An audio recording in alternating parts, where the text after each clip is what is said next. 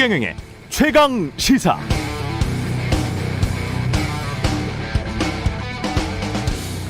네, 지난해 이맘때쯤입니다. 레리 서머스 하버드 대학 교수가 파이낸셜 타임즈 기고문에서 한국, 대만 등이 코로나19로 인한 사망률 5% 밑으로 잘 관리하고 있다고 말한 바 있죠. 그때는 사망률 5% 미치면 세계 최고 수준이었다는 의미입니다. 그런데 1년이 지난 지금 2021년 이 시점에 코로나19 치명률은 한국 같은 경우에 누적 합계로 따져도 1.57%, 특히 40대는 0.08, 30대는 0.05, 20대는 0.02의 치명률을 기록하고 있습니다. 50세 미만은 걸려도 심한 독감 또는 그 이하의 사망률에 불과하다는 것인데요. 그래서 만약 백신을 고연령층 어르신들에게 먼저 집중적으로 투입해서 사망자를 획기적으로 더 줄이고 사회적 거리두기 수준을 완화할 수만 있다면, 그렇다면 늦어도 올 가을부터는 우리 내수 경기도 세계 경제의 큰 상승 곡선에 동조화할 수 있지 않을까. 수출과 더불어서 내수도 크게 살아날 가능성도 있지 않나, 그런 예상을 해봅니다. 마침 한국은행이 발표한 3월 소비자 심리 지수도 100.5를 기록했습니다. 지난해 4월 70.8이었습니다. 그때 비해서도 그렇고 지난 1년간 추이로도 소비 심리는 향후 경기를 낙관하는 분위기로 돌아섰습니다. 여기에 최근 우리나라를 포함해서 전 세계 가계가 이번 경제 위기 때 별도로 쌓아놓은 잉여 저축액이 무려 6천조 원에 달한다는 무디스의 보고도 최근 있었죠. 이게 이른바 보복 소비로 이어진다면 하반기 전 세계적 호황으로 이어질 수 있습니다. 백신 확보, 그래서 이 시점에 의미가 더 커졌습니다. 정부가 사활을 걸어야 할 것 같습니다.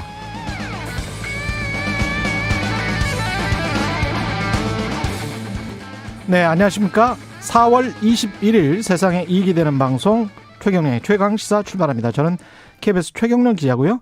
최경영의 최강시사 유튜브에 검색하시면 실시간 방송 보실 수 있습니다. 문자 참여는 짧은 문자 50원, 긴 문자 100원이들은 샵 9730 무료인 콩 어플에도 의견 보내주시기 바랍니다.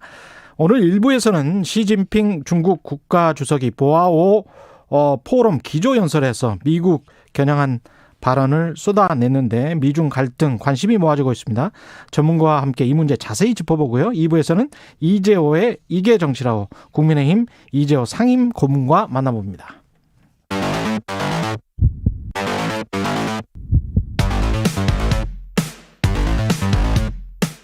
오늘 아침 가장 뜨거운 뉴스 언박싱.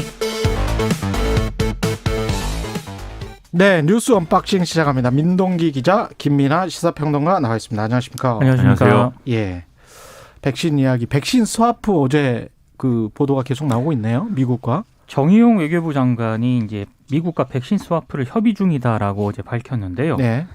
지난주 존 케리 미국 대통령 기후 특사가 왔을 때도 이 문제에 관해서 집중 협의했다. 그래서 한미 정상회담 개최 전까지는 긍정적인 결과가 나올 수 있도록 최대한 노력하겠다, 이렇게 얘기를 했거든요. 예.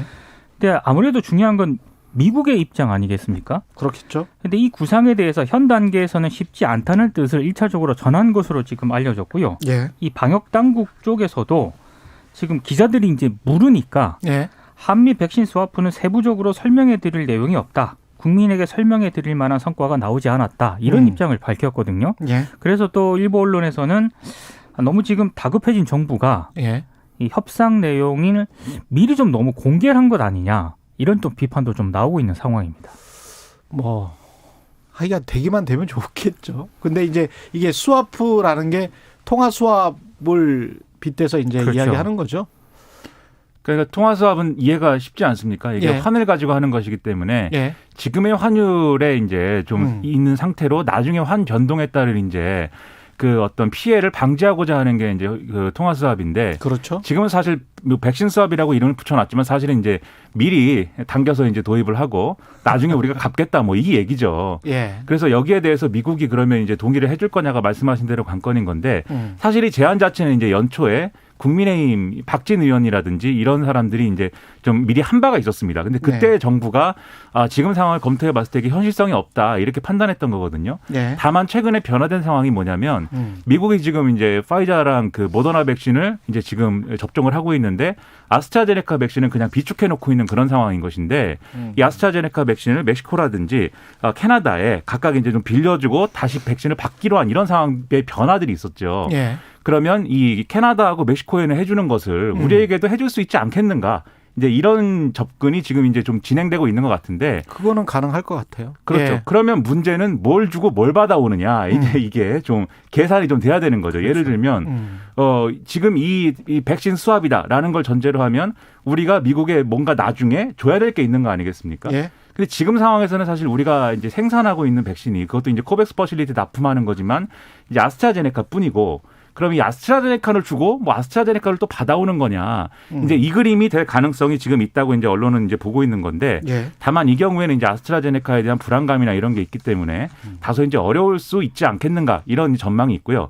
그래서 아무래도 파이자나 모더나를 받아와야 되는데 그러면 이제 모더나가 최근에 이제 보도가 나온 걸 보면은 국내에 이제 자회사를 설립해 가지고 여기서 이제 좀 대량 생산할 수 있게 하는 위탁 생산을 할 수 있게 하는 그런 걸 추진 중인데 이후에 모더나 생산분을 이제 주기로 하고 그 파이자나 모더나를 또 미리 받아오자는 거 아니냐 이런 전망도 있고 여러 가지가 지금 나오고 있는데 제가 주목하는 건 이 모든 얘기에 사실은 이재용 삼성전자 부회장의 사면 문제를 또 언론에 끼워넣고 있다. 이 점을 있죠. 재미있는 포인트로 보고 있습니다.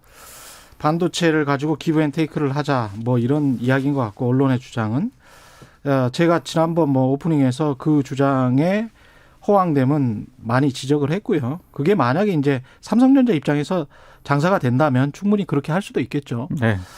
근데 이제 통화 수합과 백신 수합이 다른 거는 통화 수합은 미국의 달러는 이론상 무한정 찍어낼 수 있습니다. 이론상. 계속 찍어낼 수 있어요. 그리고 이거를 주는 데 있어서 뭐 그때 너희들 지금 환율 불안하니까 우리가 잠깐 줄게, 빌려줄게. 이게 통화 패권을 유지하는 차원에서 미국은 상당히 유리해요. 예, 그래서 별 상관이 없습니다. 오히려 이제 미국이 유리한 게 있고, 그 다음에 백신 같은 경우는 무한정 찍어낼 수 있느냐, 달러처럼. 이거는 생산량의 한계가 있거든요. 그래서 오늘 아침에 도대체 얼마를 모더나나 화이자가 생산할 수 있는지 미친 듯이 1시간 동안 찾아봤습니다. 제가 네. 쭉 찾아봤는데 모더나에서 공식적으로 3월에 발표한 걸 보니까 2021년 올해만 6억 개 정도를 생산할 수 있었는데 7억 개까지 높일 수 있다. 이게 3월 보도예요. 제가 찾아낸 거는 이거니까 더 또 나올 수가 있습니다. 7억 개 수준은 초반에 뭐 1억 개 이런 이야기를 하다가 지금 기하급수적으로 지금 생산량이 늘어나고 있는 거예요. 만약에 원료 물질을 제대로 공급받는다면 이런 이야기고요. 화이자 같은 경우에 2022년 내년에 30억 개까지 만들 수 있다. 이렇게 이야기를 하고 있어요. 화이자 같은 경우. 그러면 아마 모더나도 2022년에는 더 만들 수 있다는 이야기거든요. 근데 세계 인구는 그렇게 급속하게 늘어나지가 않잖아요. 우리가 이제 60억 명이라고 치면 그중에서 성인 인구 뭐 40억 명, 50억 명이라고 한다면 그다음에 이제 또 노령층 인구는 또 다시 계산을 해봐야 된다면 20억 명, 30억 명 수준으로 줄어들 텐데 시간의 문제지 이거는 분명히 백신을 우리가 공급받을 수는 있을 거예요. 모더나나 화이자까지도. 그런데 얼마나 빨리 당길 수 있느냐. 그렇죠. 그게 이제 정부의 외교력일 것 같습니다. 예, 지금 현재 상황은 그러네요. 네. 보니까. 그리고 이제 아스트라제네카 백신이나 다른 얀센 백신이나 이런 거는 지금 계산을 안 한 겁니다. 예. 코백스 쪽에서 이야기하고 있는 거는 그쪽에 코백스는 한 20억 개를 할 수 있었다는 거 아니에요? 하겠다는 게 이제 목표라는 거 아니에요? 그렇죠. 올해. 네. 그렇기 때문에 그것도 뭐 제대로 진행이 된다면 내년에 그것도 수십억 개 단위로 더 늘어나겠죠. 그렇기 때문에 그 원료 물질만 제대로 공급이 된다면 병참이나 그 글로벌 공급 체인에 문제만 없다면 그러면 백신은 시간 문제, 그다음에 변이 바이러스만 다시 창궐하지 않는다면. 예. 변수가 좀 많네요. 변수가 근데. 좀 있죠. 예. 예. 그런 변수들이 있습니다. 그럼에도 불구하고 우리가 이게 시기의 문제이기 때문에 너무 조급해하거나 당황할 필요는 없을 것 같다. 그런 말씀을 또 드리고요. 예. 근데 이 아스트라제네카 백신의 접종 동의율은 계속 떨어지고 있네요. 그러니까 이거는 예. 어쩌면 당연한 그런 결과일 수도 있습니다. 예. 왜냐하면 그 코로나19 예방 접종 대응 추진단이 어제 0시 기준으로요. 예. 돌봄 종사자하고 항공 승무원을 대상으로 이제 접종 동의율을 밝혔는데 58.6%입니다. 그러니까 60%가 채 안 됐다는 그런 얘기인데 예. 원래 그 아스트라제네카 혈전증 논란이 불거지기 전인 1분기 대상군 동의율은 90%를 넘어갔거든요. 예. 2분기 대상군 동의율은 60에서 80% 정도를 기록을 했는데 이제는 이제 이게 60%도 안 됐다는 그런 얘기인데 이런 추세라면 26일부터 이제 사회 필수 인력들의 접종 동의를 이제 받거든요. 예. 이 동의율은 더 낮아질 수 있다 이런 우려도 나오고 있기 때문에 예. 이 방역 당국 입장에서는 이 접종률을 높이기 위한 설득, 신뢰 회복 이런 노력이 좀 시급해진 그런 상황인 것 같습니다. 아, 이거 같은 경우도 우리 언론에서 이제 잘 보도를 안 하는 외신을 다시 한번 제가 인용을 해드리면 네. 아스트라제네카 백신에 30세 미만 접종했었을 때 이 백신으로 인해서 위험에 처할 확률과 맞지 않고 코로나 백신으로 인해 위험에 처할 어떤 그 상호 코스트와 베네핏이 있을 거 아닙니까? 비용과 편익이 있을 텐데, 이익이 있을 텐데, 그걸 연령대별로 쭉 계산해놓은 수치가 있어요. 그걸 보면 30대 미만은 조금 좀 안 좋긴 해요. 하지만 고 연령층으로 가면 뭐 14배, 15배 정도의 이익으로 지금 계산이 되거든요. 그러니까 그것은 이제 30대 미만의 지금 이제 비용과 이제 그 손해를 이제 좀 이렇게 비교한 건데. 비용과 이익을. 그렇죠. 코로나19로 인한 이제 예를 들면 사망에 이를 확률이 30대 미만에서는 적기 때문에 그래서 이제 혈전 발생 확률은 이제 비슷한 수준이니까. 그렇죠. 이렇게 비교했을 때 이제 그게 이제 더 이제 그게 이제 변수가 된 거거든요. 즉 아스트라제네카 백신이 젊은 층에 특별히 위험하다거나 뭐 이런 건 또 아니기 때문에 그렇죠. 이런 점들이 이제 잘 설명해 주는 게 필요할 것 같고요. 그리고 이제 이 언론 보도를 보면 지금 아스트라제네카 백신을 맞고 이제 척수염이나 이런 게 지금 와서 상당히 어려움에 빠진 이 의료인의 사례 이런 것들이 이제 좀 얘기가 되고 있는데 이런 사례에 대해서는 지금 그 당사자분의 가족 같은 경우에는 이 사례는 지금 백신과의 연관성이나 이런 것들이 확인이 안 돼 갖고 상당히 어려움을 겪고 있다라는 걸 호소하고 있어요. 그러면 이런 경우에 어떻게 그러면 좀 임시적으로라도 어떤 조치를 취해질 수 있을 것인가 이런 것들에 대해서 국민들이 안심할 수 있도록 또 방역 당국이나 정부가 설명해주고 그것을 좀 보조해주는 그런 것들도 좀 필요할 것 같습니다. 그 외신과의 가장 큰 차이는 한국 언론은 이런 사례가 100만 명 중에 1명꼴이다. 이런 거를 덧붙여서 이제 설명을 해주거든요. 네. 근데 그런 이야기를 전혀 안 해요. 그러니까 얀센 같은 경우에도요. 예. 유럽의약품청이 혈전증하고 연관성이 있다. 이렇게 발표를 하면서도 그래도 접종을 통해서 얻는 이익이 위험보다 더 크다라고 분명히 밝혔거든요. 계속 그 이야기를 하고 있죠. 그러니까 포인트를 어디에 두느냐가 굉장히 중요한 것 같은데 그렇죠. 우리 국내 언론 같은 경우는 그런 부분이 조금 부족한 측면이 있습니다. 부족한 정도가 아니고 제가 그 언론들 보기에는 한 90% 이상이 다 그런 이야기이기 때문에. 근데 또 뭐 그 얘기가 완전히 없지는 않은데 이제 상대적으로 조명이 덜 되는 부분이 있고 100만 명당 한 명의 그 확률도 있지만 또 이제 서구의 국가들과 비교했을 때 이 아시안의 경우에는 이 혈전 발생 확률이 좀 더 낮다라는 게 또 의료계의 평가이기도 하거든요. 그래서 그런 것들을 종합적으로 평가를 하고 좀 보도를 할 필요는 있겠습니다. 부동산 이야기 빨리 좀 하죠. 부동산이 종부세를 낮춰준다는 겁니까? 그러니까 민주당이 부동산 규제 기조 를 좀 바꾸려고 하고 있는데요. 김병훈 민주당 의원이 종부세법 개정안을 대표 발의했는데 일단 종부세 대상을 다주택자 같은 경우에는 현행 공시가격 합산 6억 초과에서 7억 초과로 올리는 쪽이고요. 1주택자 같은 경우에는 공시가격 9억 초과에서 12억 초과로 상향하는 그런 내용입니다. 서영교 의원 같은 경우에는 보유세 인하를 촉구를 하기도 했고요. 뭐 이광재 의원 같은 경우에도 종부세 부과 기준을 대폭 상향해야 한다 이렇게 주장을 했는데 근데 좀 비판이 나오는 게 일단 부동산 정책 목표가 일관되지 않고요. 그리고 정책 목표는 뭐였죠? 저도 헛갈려서. 뭐 일단 부동산 시장 안정화하고 예. 투기 방지가 굉장히 좀 이쪽에 비중을 실었었는데. 아니 초기부터 김현미 장관은 하락 안정화였다는 거잖아요. 그렇죠. 예? 이 그렇습니다. 가격이 그때 2017년 6월에도 이 가격은 말이 안 된다. 그렇죠. 청문회에서 그렇게 이야기를 했잖아요. 네, 근데 그렇죠. 그 가격에서 지금 강남 같은 경우에 10억이 더 올랐는데 지금 상황에서 종부세를 내려준다는 거는 그리고 전 국민 가운데 지금 종부세 내는 사람이요. 2%에서 3% 정도입니다. 아니 이게 누구를 위한 정책이에요, 도대체? 그러니까 사실상 집값이 지금 수준에서 고착화될 가능성을 보여주는 신호로 지금 읽힐 수 있다는 게 가장 큰 문제일 것 같은데요. 왜냐하면 이게 만약에 앞으로 떨어질 집값이라고 한다면 지금 종부세 이 부과 기준을 올릴 필요가 없는 거 아닙니까? 그 떨어지는 상황을 만들거나 그때를 기다리면 되는 거지. 그렇죠. 근데 이 세금의 이 과세 기준을 바꾼다는 것은 앞으로 상당 기간은 이럴 것이다. 이걸 보여주는 것이기 때문에 사실상 부동산 정책의 목표가 뭐였든지 간에 그 목표는 지금 상실된 것을 여당이 인정한 것 같은 그런 모양새가 지금 돼버렸다는 게 이건 제일 뼈아픈 대목입니다. 지금. 정말 시장에 나쁜 시그널을 주는 겁니다.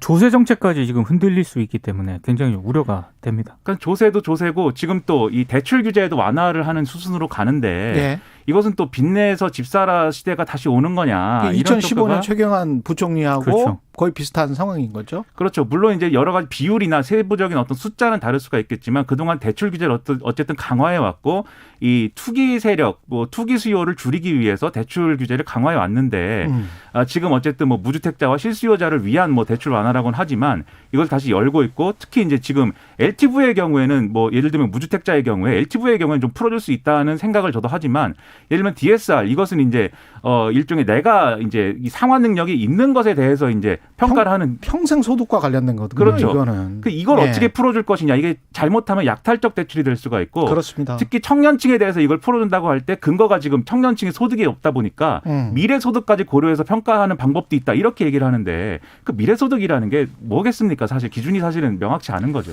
모든 인생들을 집에 완전히 담보 잡혀버리는 그런 상황으로 더 몰고 가면 안 될 것 같은데 왜 저는 좀 납득이 가지 않네요. 뉴스 언박싱 민동기 기자 김민아 시사평론가였습니다. 고맙습니다. 고맙습니다. KBS 1라디오 최근의 최강 시사 듣고 계신 지금 시각은 7시 37분입니다. 오늘은 어제보다 기온이 더 높겠습니다. 따뜻한 남풍이 불면서 기온이 거침없이 오르겠는데요. 오늘은 초여름 더위를 넘어선 정도의 30도에 육박한 기온을 보이는 곳이 많겠습니다. 서울과 전주, 대구가 오늘 한낮에 28도까지 오르겠고요. 대전 29도 등 전국의 낮 기온이 18도에서 29도의 분포를 보이겠습니다. 강릉 22도로 동해안은 상대적으로 기온이 낮겠고 내일도 비슷한 양상입니다. 내일은 구름이 많아서 오늘보다 기온이 약간 내려가겠지만 그래도 서울 27도 등 내륙은 25도를 넘겠습니다.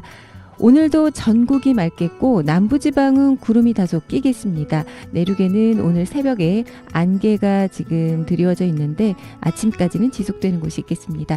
날이 많이 건조해졌습니다. 영동과 충북, 전남 동부 등의 건조특보 발효 중이니까 주의하셔야겠습니다. 지금 서울의 기온은 12.7도, 습도는 56%입니다. 날씨였고요. 다음은 이 시각 교통 상황 알아보겠습니다. KBS 교통정보센터의 이승미 씨입니다. 네, 이 시각 교통 상황입니다. 영동고속도로 강릉 방향으로 서창과 용인 일대 정체입니다.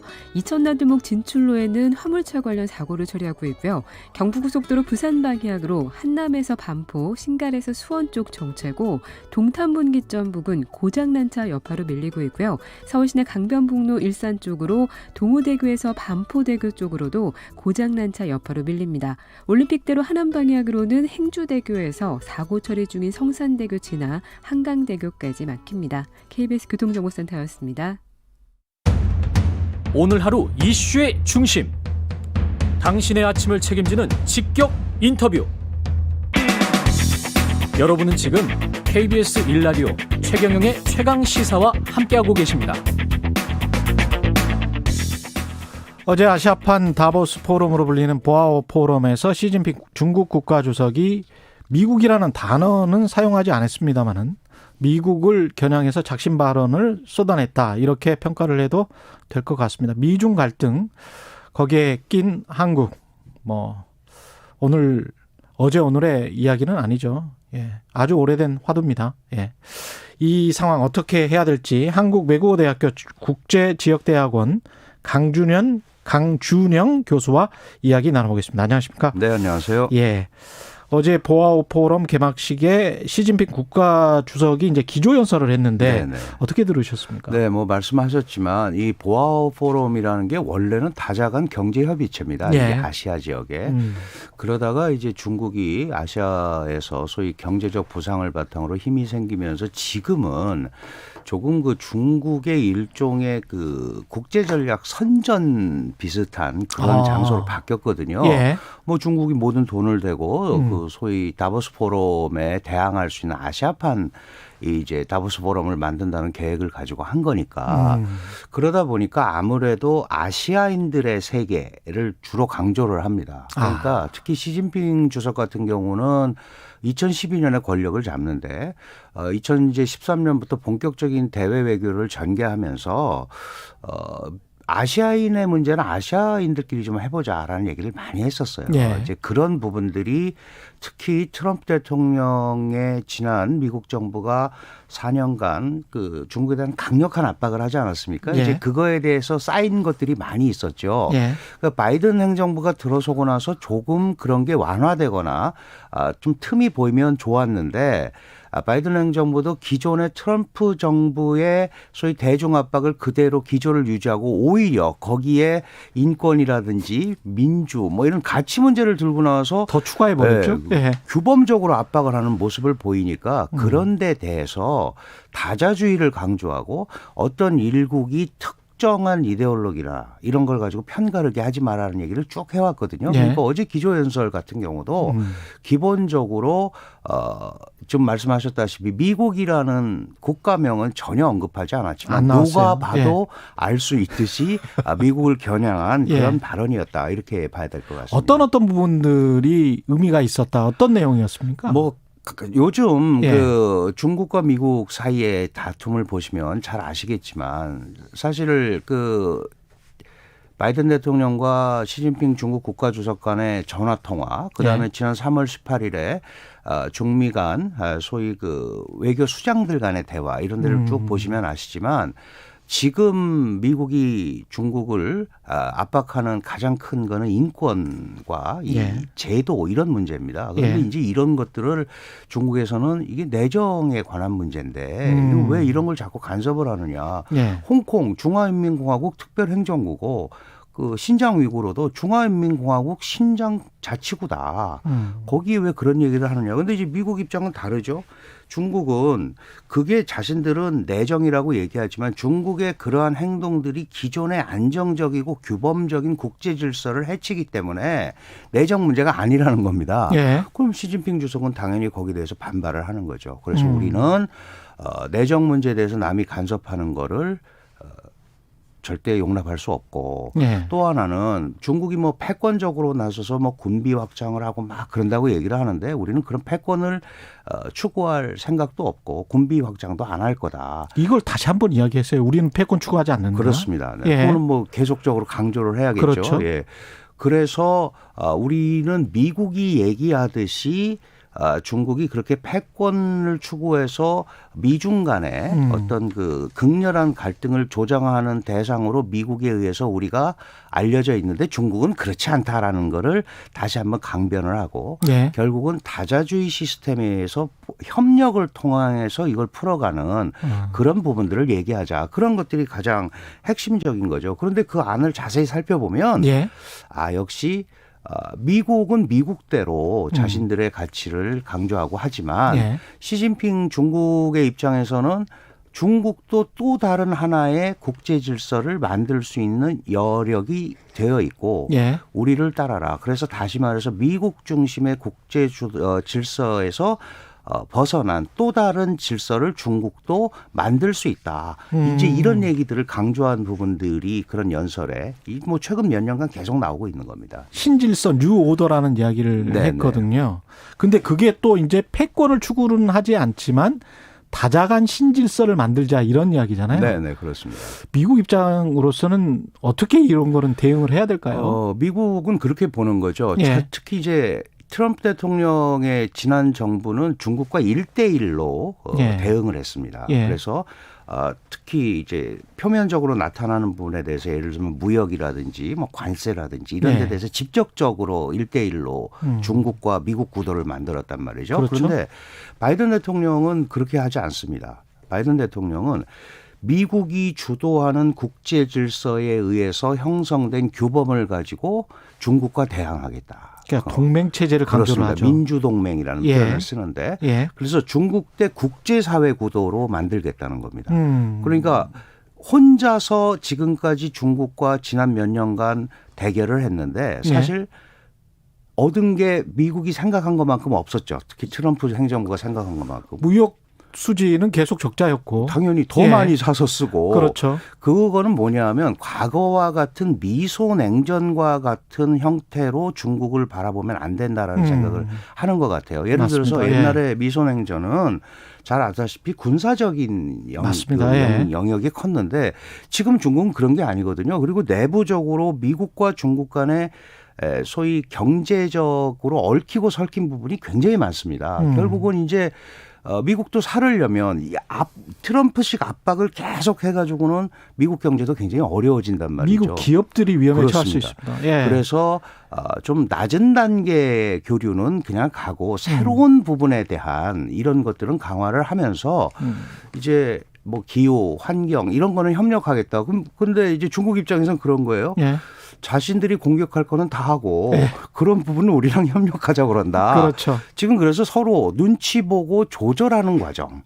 이렇게 지금 볼 수 있을 것 같습니다. 그 알래스카 회담에서 중국 외교부 쪽에서 미국을 향해 당신들 인권 문제랄지 민주주의 문제도 심각한 거 아니냐라고 하면서 뭐 블랙 라이브스 매터도 네. 인용을 하고 16분 동안 아주 장광설을 토해냈다고 맞습니다. 그러던데 이게 어떤 가치와 가치의 대립도 있지만 말씀하신 것처럼 이익이 충돌하는 측면이 있고 자국 이익을 또 보호하면서 우리의 가치를 보존해야 되는 이른바 민주동맹 입장에서는 그런 거잖아요. 그렇죠. 예. 그래서 미국은 지금 스가 총리 불러서 어느 정도 일본은 자기 편으로 만드는 걸로 보입니까? 어떻게 보세요? 그거는? 그렇게 봐야죠. 왜냐하면 아시아 질서라는 게 사실은 중국이 그 거대 국가로 성장을 하고 뭐 우리가 소위 하는 미중 양강 시대 뭐 이런 얘기를 많이 하지만 중국의 부상을 사실 아시아에서 제일 두려워하고 있는 데는 일본입니다. 근데 일본 혼자 힘으로는 제어가 안 되거든요. 그러니까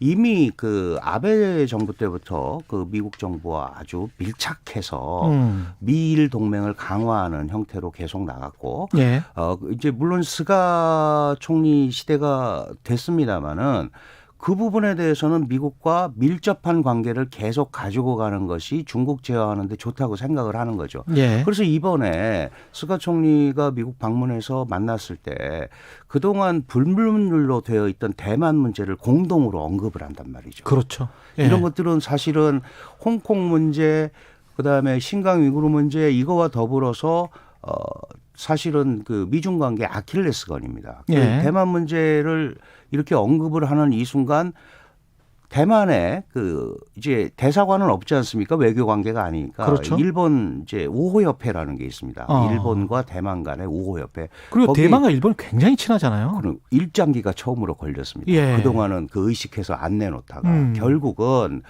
대만의 입장에서는 지금 특히 차이잉원 정부는 미국과 일본과의 관계를 강화하는 것이 대중 압박으로부터 조금 전략적으로 공간을 확보할 수 있다라는 생각을 하고 친중 정책보다는 친미, 친일로 나가는 거죠. 그런데 미국과 일본이 또 연합을 해서 가까워지면 사실은 중국이 이대로 놔두면 안 되겠다라고 해서 심각해질 수도 있습니다. 그러니까 대만 내부에서는 너무 가까이 가는 것이 중국의 심기를 건드릴 수 있고 그리고 중미 관계가 잘못되거나 아시아에서 중국의 지위 또는 중국 내부 문제가 복잡해지면 대만이 희생양이 될 수도 있다라는 생각을 대만 내부에서도 많이 합니다. 그래서 지금 이제 그런 상황이 있는 상황에서 중국과 미국과 일본이 대만 문제를 언급했다는 것은 아주 다각도로 중국을 압박하고 있다라는 그런 메시지로 중국이 받아들일 수 있다 이렇게 볼 수 있죠. 근데 중국이 이제 트럼프 대통령 때 호주가 중국에 크게 이제 반발을 하고 굉장히 그 강하게 발언을 하니까 일종의 이제 무역 제재 같은 거를 했거든요. 그렇습니다. 네네. 중국이 호주에 대해서는. 근데 이제 일본에 관해서는 가시적인 뭔가는 전혀 나오지는 않네요. 사실은 이제 일본과 중국은 무역의 밀접도가 예. 뭐 호주와는 비교가 안 될 그렇죠. 정도로 굉장히 높고요. 예. 그 이전에 뭐 일본의 차관도 엄청나게 중국에 들어가 있었고 특히 지금 이제 조어도라고 그러죠. 띠아위다오 예, 센가쿠 예. 열도를 가지고 대치를 하고 있는 상황이기 때문에 경제적으로 무슨 제재를 해서 일본도 경제 대국 아닙니까? 그렇죠. 그게 갑자기 뭐 해결된다는 방법은 없습니다. 음. 그 이전에 기억하시겠습니다만 히토류 제재를 한번 한 적이 있잖아요. 예, 맞습니다. 그런데 일본은 자신들의 원천 기술력을 가지고 히토류를 대체할 수 있는 많은 또 기술 발전이 일어나서 오히려 중국의 히토류 광산이 위기에 처하는 이런 상황도 있었거든요. 그래서 예. 그런 공격보다는 아마 군사적으로 센가쿠 열도를 절대로 양보할 수 없다. 조어도를 예. 이러면서 뭐 충돌이 일어난다는 게 아니고 그런 긴장을 높일 가능성이 상당히 있다. 그래서 아베 정부가 미국과 굉장히 밀접했었는데 스가도 마찬가지 아니겠습니까? 예. 그러면 그런 경고를 하는 거죠. 더 이상 가까이 가는 것은 굉장히 중국에게 힘들다. 그러니까 그렇게 하지 말라는 것을 경제 제재로는 해결될 수 있는 게 사실 하나도 없습니다. 아, 그렇군요. 어떤 예. 국가가 경제로 그런다고 예를 들어서 대한민국을 중국이 제재를 했는데 예. 그렇다고 대한민국이 갑자기 그것 때문에 결정적인 타격을 입거나 그러지는 않거든요. 예. 복잡하지만. 예. 그래서 특히 일본 같은 데는 그런 식으로 하는 것은 상당히 제한할 거다 중국이. 결국 그렇다면 중국 입장에서는 이 디아위다오 이런 문제를 놓고 예. 자신들이 생각하는 대일 압박 방식 예. 그게 아무래도 힘자랑 이 소위 그 해역에 무슨 자신들의 군사력을 좀 배치를 좀 확대한다든가 뭐 이런 방식으로 서로 긴장의 도를 높일 가능성 이런 거는 충분히 있다라고 봐야 될 것 같습니다. 우리 같은 경우는 어떻게 해야 됩니까? 우리가 이제 중국이 주도한 지난해 11월에 RCEP에 그 참여를 했죠. 가입 네네. 서명한 상태인데 조 바이든 미국 대통령이 복귀를 시사하고 있는 CPTPP라는 네네. 게 있지 않습니까? 여기에는 또 일본, 호주 뭐 이런 나라들이 있고 이쪽에서도 이제 분명히 당길 거란 말이죠. 네네. 오라고 할 거란 말이에요. 네네. 어떻게 해야 되나요? 저는 처음부터 둘 다 가야 된다라고 옛날부터 주장을 했습니다. 왜 그러냐면 이게 이제 경제체고요. 예. RCEP 같은 경우도 굉장히 지지부진했었어요. 이게 수많은 나라가 서로 경제력도 다르고 그런데 작년 11월 15일에 이유야 어떻게 됐든 중국이 주도하는 시스템에 의해서 RCEP이 타결이 됐습니다. 예. 근데 TPP는 원래 오바마 대통령 때 가입을 했는데 트럼프 대통령이 당선되자마자 나왔고 그러면서 CPTPP라는 이름으로 일본이 주도를 하고 있는 상황입니다. 예. 그런데 일본도 RCEP 회원국입니다. 다시 그렇죠. 말해서 RCEP과 이 CPTPP를 보면 7개 나라가 양쪽에 다 들어가 중첩돼 있습니다. 있군요. 네, 중첩이 돼 있기 때문에 배타적일 필요가 없네. 네, 저는 전혀 그럴 필요가 없다. 그리고 예. 이 문제를 본격적으로 생각을 해보면 TPP가 왜 나왔었느냐. 이미 오바마 행정부 시절에 중국 주도의 글로벌 밸류 체인을 약화시키기 위해서 환태평양으로 이렇게 돌리자. 그래서 예. 따로 중국을 견제하는 걸 만들었던 거예요. 그런데 미국이 거기서 나와버리니까 이게 일본 주도의 어떤 그 새로운 형태의 그 경제 블록이 돼버렸단 말이죠. 그러니까 바이든 입장에서는 당연히 다시 들어가서 그림을 그려야 예. 이게 이제 지금 생각하는 미국과 중국 간의 어떤 국제 통상 질서 재편의 이런 흐름 속에서 주도적 위치를 차지할 수 있거든요. 그런데 지금은 중국이 RCEP을 타결함으로써 외교적으로 일단 어쨌든 미국은 지금 안 들어가 있는 상태지 않습니까? 양쪽 예. 다. 그러니까 그런 데서는 일단 선제 공격을 한 걸로 이제 보이고요. 또 특히 EU와도 투자 협정이나 이런 걸 많이 맺었습니다. 물론 이제 그렇게 하고 나서 EU 국가들이 유럽 국가들이 이제 신장 위구르 인권 문제를 강하게 예. 치고 나오니까 지금 각국 의회에서 그거 투자무역 협정 취소해야 되는 거 아니냐 이제 이런 얘기들도 많이 나오고 있거든요. 예. 결국은 이제 중국도 RCEP을 타결하고 EU와 이런 것들을 잘해서 가고 있지만 그 사실은 하나도 만만한 건 없습니다. 그래서 우리가 이런 틈에 예. 우리는 경제적으로 대한민국도 수출 입국을 한 국가고 국제 질서 속에서 그런 경쟁을 해야 되는 국가거든요. 그렇다면 당연히 양쪽에다 들어가는 것이 이걸 꼭 배타적으로 볼 필요는 없다 이렇게 생각합니다. 전략적 모호성은 계속 유지하면서 그러면서 양측으로부터 이익은 우리가 계속 찾아야 된다. 네. 예. 근데 어제 이제 보아오 포럼에서 문재인 대통령이 개발도상국에 대한 백신 기부와 같은 다양한 코로나 지원 활동을 펼치고 있는 중국 정부의 노력을 높이 평가한다. 이런 말씀을 했단 말이죠. 네, 네. 이거는 어떻게 보세요? 그냥 형식적인 이야기인가요? 아니면 어떤 메시지가 있는 건가요? 지금 사실 이제 그 상황이 굉장히 저희한테는 예. 어려울 수 있는데 예. 이게 사실 문재인 대통령이 어제 그 연설에서 한 말은 다 타당한 말들이죠. 예.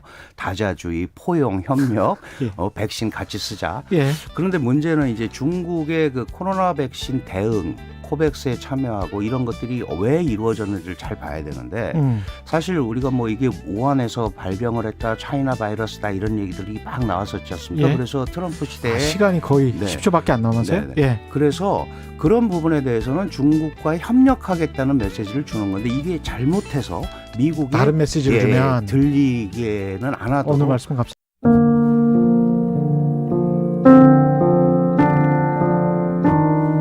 배 안에서 소방호스를 몸에 감은 채 승객들을 구해낸 파란 바지 의인 김동수 씨를 기억하십니까? KBS 연중기획 기억을 기록하다. 가족으로서 옆에서 이제 24시간 지켜보는 입장에서는 좀 굉장히 힘이 들어요. 눈으로 이 사람이 마음의 병이 있다라고 증명하기가 쉽지 않기 때문에요. 그렇게 긴박한 상황에서 그냥 단지 자기 눈에 보였을 때 그냥 저 학생들, 일반인 사람들을 한 사람이라도 더 구해야지라는 생각밖에 안 갖고 구하고 나왔어요. 나와서 이 사람이 일상적인 생활을 했다면 이 국가나 사회에 내가 힘들고 어렵다고 뭐 자해를 하면서까지 얘기 안 해도 되잖아요. 남편은 살아와라는 그 죄책감 때문에 사람을 구한 자부심보다는 더 구하지 못한 죄책감에 너무 쌓여 있는 거예요. 그냥 의인이다 영웅이다 칭하는 것보다는 국가와 이 사회가 그때 구조하지 않은 책임을 지고 저는 제 남편이라도 좀 치유라도 잘 해줬으면 좋겠는 거예요. 파란 바지의 의인 김동수 씨 아내 김영숙 씨는 기억합니다. 남편은 의인이라 불리고 훈장도 받았지만 여전히 자신을 죄인이라 생각합니다. 마지막까지 아이들을 구조하지 못하고 탈출했다는 죄책감 때문에 수차례 자해를 시도할 만큼 그날의 고통을 잊지 못합니다. 7년이 지났어도 여전히 참사 속에서 살고 있는 생존자들. 그들이 삶의 끈을 놓지 않도록 우리 모두의 관심이 필요합니다. 당신과 대한민국의 기억, KBS가 기록합니다.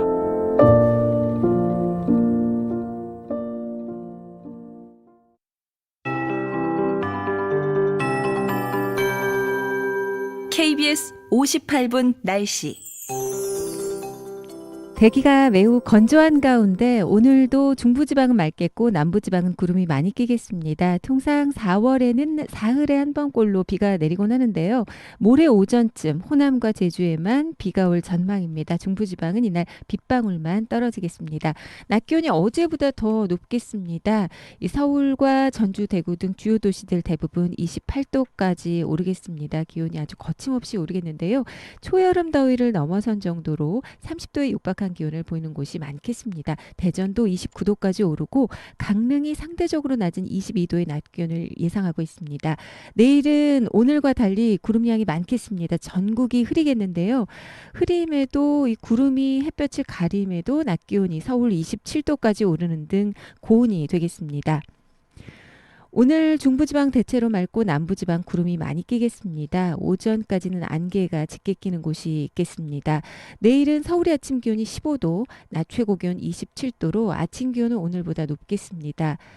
그리고 모레 오전부터는 남해안과 제주의 바람 강해지고 너울과 또 고파도가 예상됩니다. 오늘 오존 농도 자외선 지수 모두 높고요. 미세먼지 농도는 중서부 내륙과 영남권으로 높게 나타나겠습니다. 지금 서울의 기온은 14.5도입니다. 강혜종입니다.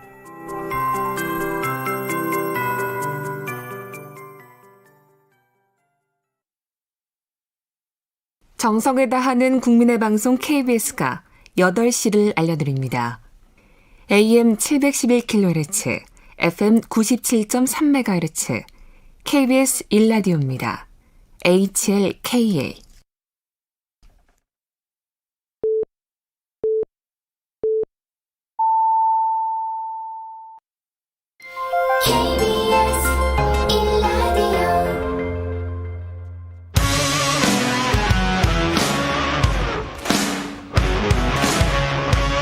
오늘 하루 이슈의 중심 최경영의 최강 시사.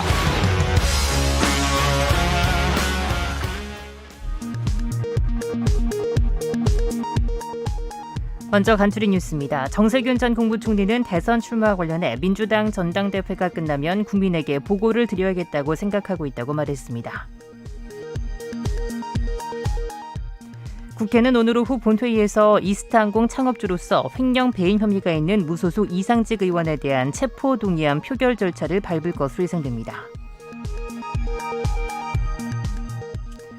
국제원자력기구 사무총장은 일본 원전 오염수의 방류 과정을 모니터링할 국제조사단에 한국 측 전문가가 참여하기를 희망한다고 밝혔습니다. 흑인 남성 조지 플로이드의 목을 무릎으로 짓눌러 살해한 미국의 백인 전 경찰관에게 유죄 판결이 내려졌습니다. 지금까지 간추린 뉴스 장수연이었습니다.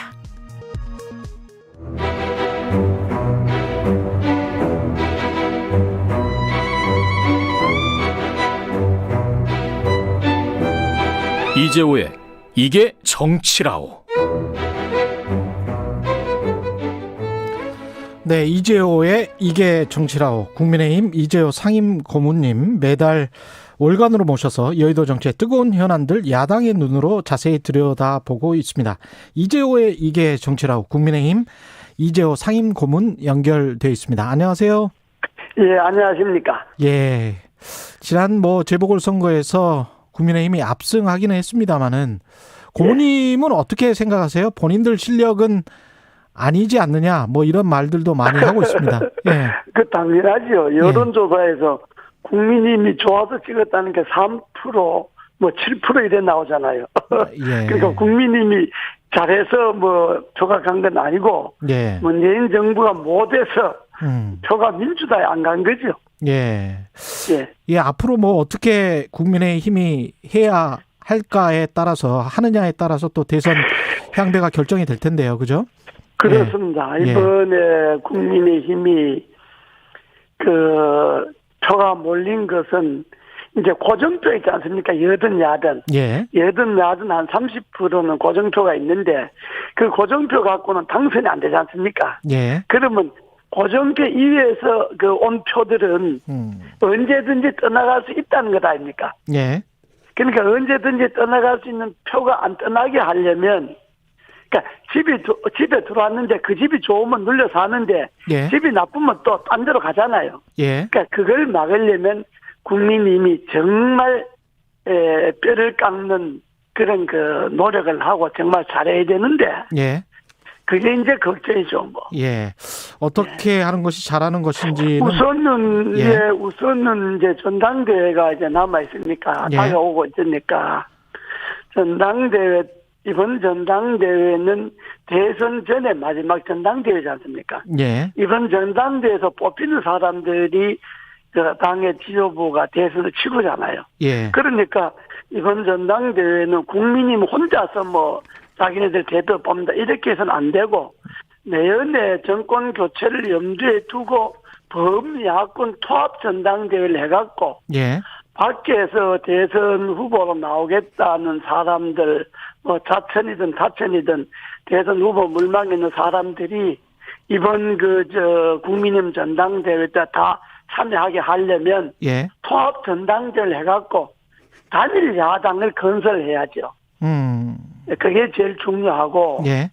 그 다음에 국민의힘이 너무 이게 꼴통 보수로 가면 안 되잖아요. 지금 꼴통 보수도 안 좋아하고, 예. 그렇다고 꼴통 좌파도 안 좋아하고 그러잖아요. 그렇습니다. 예. 극자는 다 안 좋아하는 시대니까, 국민들의 실생활에 어느 정당이 더 좋은가, 어느 정당이 더 국민들의 실생활 잘 챙기는가 이게 중심이니까. 예. 그러니까 너무 뭐 사사건건 이게 그 이념 대결로 뭐 우리는 보수니까 뭐 이렇게 나가면 예. 왔던 표들은 고정돼 이에 왔던 표들은 또 갈 수가 있죠. 그러니까 이념을 앞에 세우지 말고 예. 중도 실용주의 노선으로 국민들의 실생활에 어떤 것이 좋은가, 국가의 이익이 어떤 것이 좋은가, 국가의 이익이 좋다 그러면 그 진보적 그런 정책도 과감하게 그 수용하고 그렇게 할 줄 알아야죠. 예. 근데 이제 저 원내대표 경선이 있고 그런데 예. 일부 초선 의원들 같은 경우는 이제 영남 배제론도 나오고 아마 이거는 이미지 쇄신이나 지금 말씀하신 그런 같은 맥락에서 그런 이야기가 나오는 예. 것 같은데 어떻게 보세요? 그런데 저는 제가 그 국민의힘 당에서 20년간 국회의원을 했잖아요. 예. 제가 뭐 원내 총무도 2번 하고 사무총장도 해봤고 하지만은 이게 정당이라는 게요. 그 뭐 지역 감정이라는 건 안 좋지만은 지역 기반은 있어야 되잖아요. 튼튼한 베이스가 된다는 말씀이죠. 예. 민주당이 호남을 껴안는다고 그래서 호남 사람들 비난할 수 있습니까? 마찬가지로 국민의힘이 영남을 껴안는다고 그래서 영남 사람을 비난할 수 없잖아요. 예. 그건 지역 기반이라고 하는 건 있는데 지역 기반과 지역 감정을 혼동해서는 안 되고 예. 그 문제는 이런 거죠. 이번 전당대회는 뭐 초선이냐 중진이냐 이게 중요한 게 아니고 예. 내년 정권 교체를 하기 위해서 당을 대선 국면에서 당을 잘 그 관리할 수 있느냐, 당을 잘 운영하고 밖에 있는 범야권 세력을 어떻게 통합해낼 수 있느냐 이런 능력을 가졌느냐 이게 중요한 거죠 이번에는. 예. 그게 중요한 거지 뭐. 아니 쇄신이야 뭐 나이 많고 나이 적고 무슨 관계 있습니까? 개혁적 의지만 있으면 되는 거지. 그 국민의 당과의 합당 같은 경우는 여러 잡음이 좀 들리고 있는 것 같은데 어떻게 보십니까 이거는? 그렇습니다. 뭐 정당 합당이라는 게 뭐 그 쉽게 뭐 되는 건 아니잖아요. 항상. 예. 항상 뭐 큰 정당, 작은 정당 합당하니까 예. 합당하기 전까지는 항상 잡음이 많고 말이 많게 되어 있으니까 그러나 문제는 야당이 어떤 당이든 야권이 내년에 정권 교체를 목표로 한다면 뭐 그 시큰 뭐 떠들어 샀다가도 결국은 합쳐야죠. 결국은 합쳐야 된다. 안철수 국민의당 대표가 대선 주자로 여전히 유효하다고 보십니까? 하나의 카드가 된다? 유효하죠. 예. 그 지금 뭐 야권 후보라고 하는 윤석열 총장은 아직 야권 후보라고 말하기 어렵잖아요. 본인이 뭐 거치 표명을 안 했으니까. 예. 그럼 그 윤석열 전 총장 제외하고 야권 후보라는 게 뭐 기껏 5% 되는 사람이 5% 왔다 갔다 하는 사람이 홍준표, 안철수밖에 없잖아요. 나머지는 뭐 다 1%, 2%니까. 예. 그러니까 야권 후보로서 안철수는 역시 유효하다고 봐야 안 되겠습니까? 예. 그 만약 그 김종인 전 위원장이 이제 밖으로 나가셔서 예. 그 국민의힘을 향해 아사리판 윤석열 전 총장이 지금 국민의힘 가면 흙탕물 가는 건데 그거 가겠느냐 뭐 이런 식의 이야기를 했단 말이죠. 그분은 우리 한국에서요. 예. 나이 많으면 어린이라 그러잖아요. 예. 나이가 적으면 뭐 저보다도 적으면 제가 뭐 야단이나 치고 뭐 그렇게 하지만은 나이가 저보다도 많고 훨씬 많고 90줄이잖아요. 예. 그러니까 어른이 뭐 이런 소리 저런 소리 하는 거 그건 뭐 말할 건 뭐 있습니까? 그냥 그러려니 해야죠. 안 그렇습니까? 나이가 저보다 적으면 예. 자네 왜 그렇게 말을 함부로 하는가 이렇게 따끔하게 따지기도 하지만은 예. 아니 내보다도 한참 많은 90줄 어른인데 예. 그냥 생각나는 대로 입에 나오는 대로 이야기하는데 그걸 갖고 뭐 따질 게 뭐 있습니까? 그냥 뭐 저 어른이 그런 소리 하는구나 하고 말아야지 그걸. 예. 그러니까 그분이 이야기하는 것에 대해서는 전혀 뭐 있었어요. 말할 만한 그런 거리가 안 되고 예. 문제는 윤석열 그 전 총장이 정말로 대선 후보가 되겠다고 생각한다면 지금 시간이 1년도 안 남았지 않습니까? 예. 1년도 안 남았기 때문에 지금 언제 밖에서 당 만들고 언제 또 당 만들어갖고 또 국민의힘 후보하고 또 통합하고 시간이 너무 없거든요. 그러니까 본인이 판단을 잘해서 내가 대선 후보에 나가고 싶다 그러면 어떤 것이 더 효과적인지 그리고 국민들이 마음을 한 곳으로 모을 수 있는 빠른 길이 어떤 길인지를 잘 생각해서 국민의힘을 개혁적이고 좀 더 참신하고 그런 혁신적인 정당으로 만드는 것이 만들어서 거기에 후보가 되는 게 중요하지. 지금 밖에서 뭐 또 하나 만들어갖고 그렇게 할 시간이 없습니다, 지금. 그럼 안으로 들어와야 된다. 국민의힘에 빨리 입당을 하는 게 가장 좋은 수다. 이렇게 말씀을 하시는 거네요. 입당이야 뭐 빨리 안 한다 하더라도 예. 결국은 어쨌든 국민의힘이 저게 시원찮은 정당이긴 하지만은 그래도 제일 야당이고 국회의원이 100명이 넘지 않습니까? 예, 겸손하게 말씀하시는 거고. 예. 전국적인 세를 또 무시할 수 없잖아요. 예. 그러니까 그걸 빼놓고 대선 후보를 어디서 또 새로 또 만들어낼 수가 없으니까 예. 결국은 국민힘을 포함해서 범야권의 단일 후보를 만들어야 되니까 윤석열 총장의 범야권 단일 후보가 되려면 예. 새로 뭐 밖에서 조그맣게 뭐 정당 만든다 이렇게 해갖고 소용없고 예. 어쨌든 국민힘과 함께 범야권 단일 후보가 되겠다는 생각을 갖는다면 예. 큰 야당에 몸을 실어야죠. 근데 이제 아주 현실적으로 보자면 예. 이런 생각도 할 수 있을 것 같아요. 안철수 후보 같은 경우 굉장히 지지율이 높았다가 예. 이 당내 경선 뭐 끝나고 나서 다시 이제 2차 경선을 하면서 오세훈 후보한테 결국은 갔잖아요. 예. 그러면 국민의힘 대선 후보들 지지율이 지금 부진하긴 합니다만 윤석열 전 총장 입장에서는 본인이 어떤 불쏘시개 역할이 되졌다가 예. 나중에 국민의힘 후보의 어떤 분이 이렇게 쫙 올라가면 예. 본인은 또 팽당하는 거 아닌가 이런 생각도 있을 것 같고. 그럴 가능성도 있습니다. 왜냐하면 대선 후보라는 것이 선거 1년 전에 지지도가 그대로 간다고는 하지만은 그러나 윤 총장 정당 출신이 아니잖아요. 예. 그냥 검찰 공무원이잖아요. 검사든 공무원인데 문재인 권력과 싸우는 바람에 국민들이 이제 지지도가 좀 높아졌는데 그걸 바로 대선 지지도라고 볼 수는 없는 것 아니겠습니까? 그렇기 때문에 국민힘에 들어왔다가 뭐 슬그머니 거품처럼 꺼지는 수도 있고 또 윤 총장이 우리나라 사람들이 힘센 사람하고 싸우는 걸 좋아하잖아요. 권력과 붙는 걸 좋아하니까 문재인 정권과 붙어서 지지도가 올라간 거니까 그 지지도가 뭐 쉽게 꺼지거나 그렇지는 않을 거예요.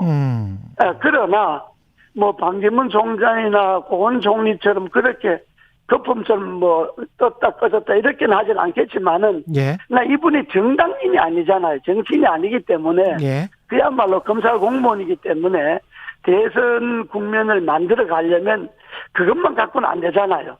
그러니까 지지도라고 하는 것이 만약에 당에 들어왔다가 기존에 있는 당 후보가 지금 뭐 5%밖에 안 되지만은 같이 결합해갖고 안 될 수도 있다 이런 걸 가정하고 들어와야죠.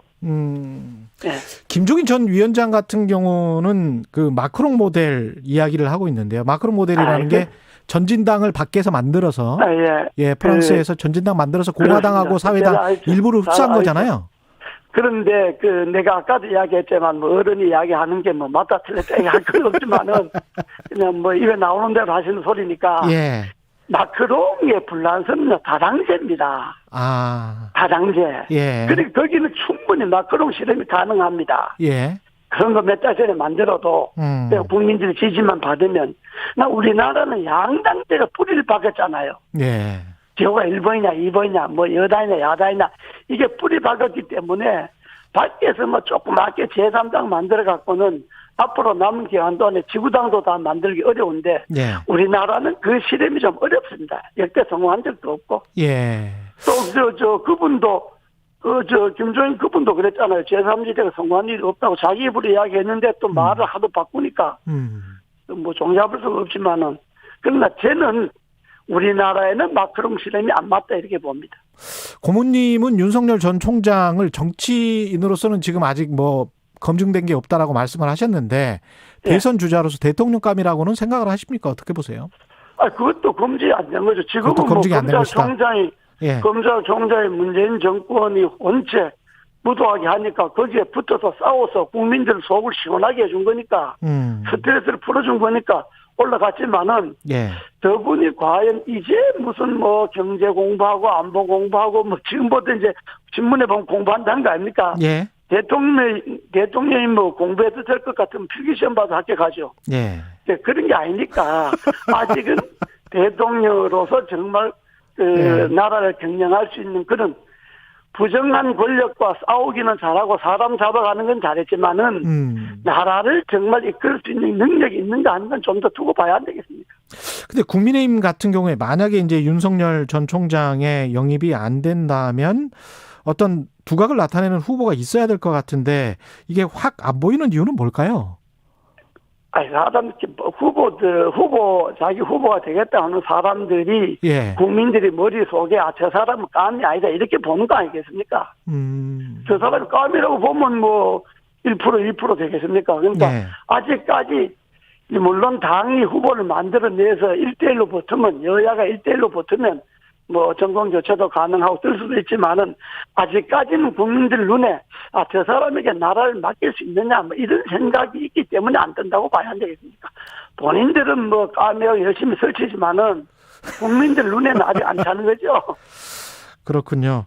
여권 상황은 어찌 보고 계신지도 궁금한데 일단 뭐 당정청 개편은 했고요. 그다음 원내대표도 윤호중 의원으로 뽑혔고 김부겸 총리 내정됐고 어떻게 보십니까? 네. 저는요, 뭐 제가 입맛하면 좀 뭐 하지만 그러나 어차피 뭐 야당에게 듣는 시간이니까 예.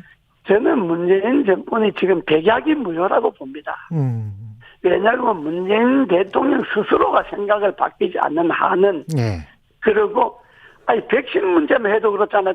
맨날 가짜 뉴스는 청와대 혼자 발표해놓고 지금은 언론 다 돌리고 뭐 다 돌리고 그러잖아요. 예. 그러니까 문재인 대통령 스스로가 바뀌고 청와대 스스로가 바뀌지 않는 한은 지금은 뭐 제갈 공면을 갖다 놔도 백약이 무효입니다. 어떻게 바뀌어야 될까요? 문재인 대통령. 우선 지금까지 했던 것 중에 잘못한 거는 다 버리고 예. 정책을 잘못한 거는 잘못했다 그러고 예. 앞으로 새로운 정책을 만들어갖고 국민들 스트레스 받게 하지 말고 예. 지금까지 벌려놓은 거나 잘 마무리해야 되는데 예. 인사만 해도 그러잖아요. 인사만 해도 문재인 정권이 언제 자기와 어긋나는 자기 진영과 다른 사람을 인사를 쓴 적이 있나요? 예. 맨날 자기 사람들 갖다 쓰잖아요. 예. 당평 내각, 거국 내각이라고 하는 거는 그렇게 하는 게 아니잖아요. 자기 사람들 사람 바꾸는 게 그게 중립 내각, 거국 내각이 아니잖아요. 예. 지금이야말로 중립 내각을 써야 할 때입니다. 내각을 쓰고 예. 내년 대선 공정하게 관리하고 예. 더 이상 뭐 대선에 또 정권을 재창출하는데 청와대나 문재인 대통령 올인하지 말고 예. 국민 마음 다스리는데 올인해야 됩니다. 예. 예. 김부겸 총리랄지 총리 내정자랄지 이철희 정무수석 같은 경우는 어떻게 보십니까? 뭐 사람들은 좋죠. 사람들은 뭐 개인적으로 저도 예. 사람들은 좋은데 그러나 아무리 좋은 사람 갖다 놔도 예. 우리나라는 행정부 수반이 대통령이잖아요. 예. 총리가 뭐 행정부 수반을 대행하는 거니까 예. 총리가 아무리 훌륭해도 대통령 말 듣고 대통령 말 따라 하는 거니까 이게 뭐가 달라지겠습니까? 그 정권 교체 야당 입장에서는 이제 바라고 있는데요. 그걸 위해서 뭘 지금 어떻게 당권 경쟁도 하고 있고 어떤 방식으로 어떻게 흘러가야 된다라고 보세요? 제 정권 교체 핵심은 예. 야권 대선 후보 단일화입니다. 야권 대선 후보 단일화. 예, 홍길동이가 됐든 이몽룡이 됐든 예. 야권 대선 후보 단일화를 하지 않으면 예. 정권 교체는 어렵습니다. 그 과정에서 모든 주자들 아까 뭐 안철수도 충분한 카드가 된다라고 말씀을 하셨는데 모든 카드들이 다 나와서 경합하는 그렇습니다. 그런 말씀하시는 거죠? 예, 그래서 단일 후보가 안 되면 단일 후보가 돼서 1대1로 붙으면 무조건 정권 교체 되는 거고 예. 단일로 안 돼서 뭐 여권은 하나인데 뭐 야권은 뭐 몇 명 나온다든지 이렇게 하면 안 되고 예. 지금 현 정권은 사자 필승론을 이야기할 수 있어요. 예. 여당에서도 2명, 야당에서 2명 나오면 그중에 여당 1명이 된다. 막 이런 계산도 할 수 있을 거예요. 예. 그러나 야당으로서는 범야권 단일 후보가 나오지 않으면 정권 교체는 어렵다. 저는 이렇게 봅니다. 그러면 그 과정에 있는 가장 중요한 게 이제 당 대표가 잘 관리를 해서 야권도 나가야 그렇습니다. 될 텐데. 예, 그렇습니다. 예. 어떤 사람이 뭐 누가 됐으면 좋겠습니까? 뭐 이런 말씀까지 하실 수 있을까요? 예. 그걸 제가 예. 잘못했다가 또 원수지죠. 예. 근데 어떤 유형의 지도자가 지금 관리 능력이 있어야죠. 통합 능력이 여기도 있고, 역시 관리 능력이 있어야 된다. 통합 능력이 있고, 예. 그리고 지혜롭게 선거를 관리, 야권이라는 게 원래 말 많고 복잡하잖아요. 예. 그걸 잘 지혜롭게 협상과 타협으로 이끌어낼 수 있는 조정 능력 있는 사람을 뽑아야지. 예. 알겠습니다. 여기까지 듣겠습니다. 말씀 예, 감사합니다. 예, 감사합니다. 국민의힘 이재호 상임고문의원이었습니다. 공정, 공익, 그리고 균형. 한 발짝 더 들어간다. 세상에 이익이 되는 방송. 최경영의 최강시사.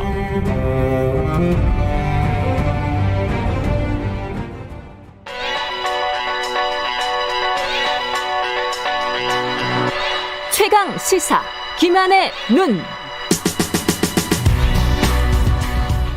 네, 김한의 눈 시작합니다. 차이나타운 이야기인가요? 네, 그렇습니다. 예. 오늘 최문순 강원지사가 여기서 굉장히 하피풀입니다. 여기저기 기사 많이 나오는데요. 예. 그래서 뭐 감자 파는 철도 아닌데 왜 그러냐 이런 댓글도 달리던데. 예. 예, 강원도 홍천군 일대 강원도가 이제 한중문화타운을 추진하고 있습니다. 예. 그래서 이 관련해서 강원도 차이나타운 건설을 철회해달라라는 청와대 국민청원이 무려 61만 명 이상의 동의를 받았고요. 예. 강원도 지사의 탄핵을 촉구한다 이런 국민청원도 등장을 했습니다. 한국의 반중 정서가 상당하군요. 그렇죠. 그러니까 그거를 예. 보여주는 건데요. 예. 일단 이 한중문화타운은 이른바 이제 뭐 인천에도 차이나타운이 있고 예. LA에도 차이나타운이 관광명소로 굉장히 유명한데 예. 여기서 착안을 해서 한중수가 30년을 기념하는 사업으로 춘천과 홍천에 이제 그 전국 전통거리 뭐 미디어 아트 소림사 뭐 이런 것들을 접할 수 있는 차이나타운을 건설하자 이런 계획입니다. 예. 근데 지금 인천에 있는 차이나타운의 한 10배 이상 되는 규모라고 해요. 예. 굉장히 크죠. 근데 이제 기본 계획이 구상 단계에 있고 뭐 연내 착공을 목표로 건설되고 있다 이렇게 알려졌는데 예. 강원도가 뭐 이건 사실이 아니다. 그리고 중국인이 거주하는 차이나타운이라고 지금 청와대 국민청원을 보면 이해가 되는데 예. 그런 건 아니고 이제 K-팝 뮤지엄 등 복합 문화 관광 단지 다 이렇게 지금 좀 설명을 하고 있어요. 그래서 이제 청와대 국민청원에 보면 중국인이 대거 이주를 하고 예. 거기에 무상으로 뭐 토지를 공급하고 예. 뭐 이런 것처럼 이해가 되는데 이제 그런 건 아니고 그거는 우리가 다 가짜다. 예. 흔히 보는 이제 그 관광단지 형태로 추진 중이다. 그것도 이 강원도는 설명을 하고 있습니다. 이거를 나중에 몇 년 후에 만들어서 중국 관광객들을 많이 유치해보겠다. 뭐 이런 차원인 거네요. 그렇죠. 근데 이제 이게 예. 몇 가지 예. 그 사람들을 건드린 포인트들이 있어요. 예. 제일 많이 얘기되는 건 소림사예요. 그러니까 소림사? 왜 강원도에 소림사를 짓냐. 네, 우리는 태권도가 있는데. 그렇죠. 뭐 예. 그런 거랑 그다음에 강원도의 예산으로 왜 중국 사람들을 위한 시설을 짓냐.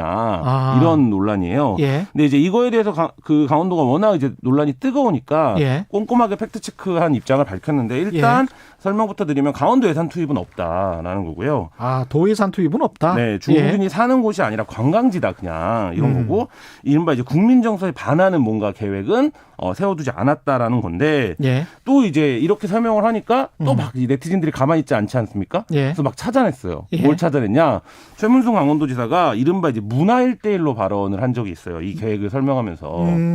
네, 1대1로는 중국의 이제 말하자면 패권주의를 상징하는 이제 언어인데. 그렇죠. 예. 최문순 지사가 이렇게 얘기한 것 자체가 이른바 이제 친중 아니냐. 중국의 굴욕적인 태도다. 뭐 이렇게 이제 얘기를 하고 또 한 가지는 예. 중국 매체 중에 이제 인민일보가 있습니다. 예. 이 인민일보의 투자를 받는 인민망이 이제 예. 투자를 모집하는 예. 이제 모객 활동을 하고 있는데 예. 여기 이거를 두고 이게 사실상 중국의 토지를 그냥 주는 거는 맞는 거 아니냐. 중국 자본에 예. 뭐 이런 이제 비판도 제기되고 있습니다. 이게 지금 뭐 팩트를 체크를 해보면 네. 이게 강원도 말이 맞는 겁니까? 네티즌들 말이 맞는 겁니까? 뭐 미래까지 보면 네티즌의 말이 맞을 수도 있고요. 뭐라고요? 미래까지 내다보면 미래를 이거 사업이 지금 구상 단계니까. 예. 근데 이제 지금 현재 단계에서는 강원도가 어쨌든 사업 주체이기 때문에 예. 강원도의 설명이 맞는데 예. 이게 사실 이제 어떤 게 팩트냐에 따라서 뭐 해볼 만하네 아니네 이렇게 판단되는 문제는 아닌 것 같고 말씀하신 것처럼 국내에 존재하는 어떤 반중 정서가 예. 뭔가 공격의 대상을 찾아낸 형태로 전개가 되고 있어요. 그러네요. 예. 예. 그래서 보면 예를 들어서 강원도가 중국 관광객 유치를 위해서 도 예산을 좀 쓸 수도 있죠. 우리가 이제 관광도 중요한 산업이니까. 그렇죠. 예, 근데 예. 그건 안 된다. 강원도가 1원도 안 쓴다. 이렇게 해명을 하는 건 그거 자체가 어떤 논리적 판단의 영역이 아니라 이미 이제 정서적 판단의 영역에 들어선 문제라는 거를 강원도도 이제 드러내고 있는 셈인 거죠. 제가 그 제주도 몇 년 전에 가봤을 때 보니까 제주도도 중국 자본이 많이 들어와 있더라고요. 이런 쪽에 이제 관광단지들이 상당히 조성이 되어 있고, 예. 근데 그때는 크게 논란이 되지 않았어요. 다만 어떤 측면이었냐면 중국인들이 제주도 땅을 많이 산다, 사간다 이게 예. 이제 논란이었는데 예. 지금과 같지는 않았다라는 거죠. 근데 거의 뭐 그린패스처럼 영주권 비슷하게 5년 동안 거주할 수 있는 뭐 이런 것들을 그렇죠. 줬잖아요. 예. 그래서 뭐 제주도에 예. 가보면 중국인들을 대상으로 해서 뭐 의료 관광을 해보겠다라는 계획도 있었고, 그랬죠. 뭐 여러 가지가 있었는데 예. 그때는 이렇게 반감이 없었는데 지금은 왜 그러냐라고 하면 이게 이제 중국의 이른바 이제 이 한국에 대한 어떤 반한 정서에 맞서는 정서로서 우리 안에 반중 정서가 굉장히 광범위하게 지금 네, 자리 잡고 있다 이런 걸 보여줍니다. 이게 그 한 가지만 더 확실하게 짚고 넘어갈 게 이게 민간 투자로 그러면 100% 민간 투자입니까? 강원도는 그렇게 설명을 하고 있는데요. 예. 우리가 이 정도 규모의 사업을 처음에는 다 민간이 투자한다라고 얘기를 하지만 예. 사실 이제 사업 추진 과정에서는 강원도가 어느 정도 개입을 할 수밖에 없는 거 아니냐 이런 이제 의구심들을 갖고 있는 거고요. 도 예산이랑 매칭 펀드 같은 걸 만들 수는 그렇죠. 있겠죠. 보통 예. 일상적으로는 그렇게 하니까. 네, 그러니까 그렇게 예. 되는 거 아니냐라는 거고 예. 제가 강원도의 설명을 쭉 읽어보니까 강원도도 그 가능성을 아예 배제하고 있었던 건 아닌 것 같아요. 그러니까 예를 들면 예. 이 정도 규모의 개발 사업을 하면 예. 도가 어느 정도 투자를 하는 게 자연스럽기도 하죠. 근데 지금 워낙에 이제 반발이 심하니까 계획상으로 우리가 돈을 낼 계획은 없었다 이렇게 지금 밝히고 있는 상황입니다. 참 이게 여러 가지 그 감정이 드는데요. 미국도 그렇고 한국도 그렇고 특히 한국 같은 네. 입장에서는 중국이 일종의 이제 마켓이잖아요. 그렇죠. 거대한 예. 시장이잖아요. 그리고 이제 수출입 같은 경우에 한 30% 크게 보면 중화권이 한 30%를 우리가 의존하고 있는데 그쪽 사람들 유치해서 만약에 코로나가 끝난다면 어떤 관광 산업을 활성화시키는 게 나쁜가? 근데 이제 그 부분에서 뭐 이웃 나라들과 사이가 안 좋은 나라들은 여러 나라가 있지만 우리가 특히 지금 일본, 중국과 모두 좀 대립적인 관계가 되는 게 과연 미래지향적인 관점에서 볼 때 바람직한가 이런 생각은 드는데요. 예를 들면 뭐 정치 경제적으로 치열하게 뭐 그 다투는 것과는 별개로 문화적으로도 이렇게 배타적으로 보여야 되는가 이런 생각이 드는데 근데 문제는 뭐가 있냐면요. 중국이 이른바 이제 동북공정을 앞세운 역사 왜곡 교육을 시작을 한 지가 그렇죠. 한 20년 가까이 됩니다. 이제 예. 그래서 실제로 문화연구자들의 얘기를 들어보면 중국의 젊은이들은 자기네들이 역사 왜곡을 하고 있다는 것 자체를 모른다는 거예요. 왜냐하면 어렸을 때부터 교과서에서 이미 그렇게 배웠기 때문에.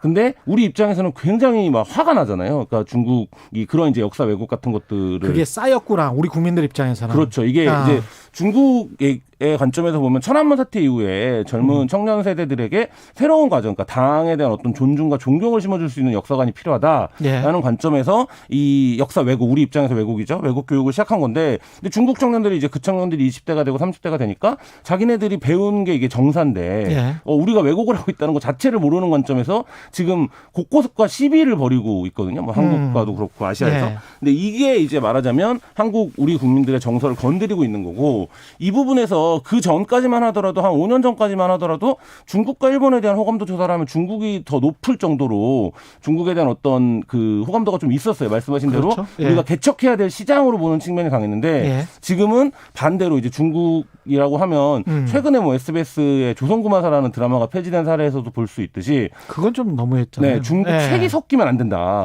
이런 이제 그 관점이 되게 강해지고 있습니다. 과거에 우리가 이제 일본색 외색이라고 불렀던 것들 그런 정도의 이제 반중 정서가 조금씩 나타나고 있는 거예요. 근데 다만 한 가지 얘기를 해보면 우리가 중국에 비해서 비교할 수 없는 표현의 자유 수위를 노리는 나라고 민주주의도 훨씬 더 발전된 나라입니다. 근데 중국이 이렇게 폐쇄적이고 배타적이고 나온다고 해서 우리도 그렇게 나갈 할 필요가 있는가? 우리가 오히려 문명적인 접근을 하는 게 중국이라고 하는 큰 시장과 상대하기 유리한 전략이 아닌가 이런 생각도 듭니다. 고맙습니다. 김한의 눈이었습니다. 감사합니다. KBS 1라디오 최경영의 최강시사 2부는 여기까지입니다.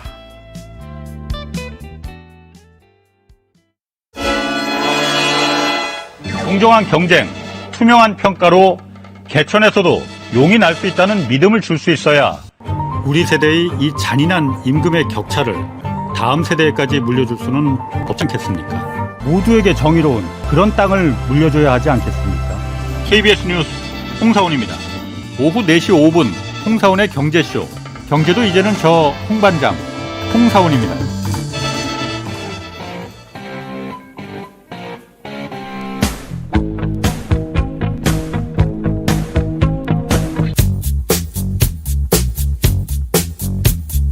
몸이 먼저 반응하는 음악이 있습니다.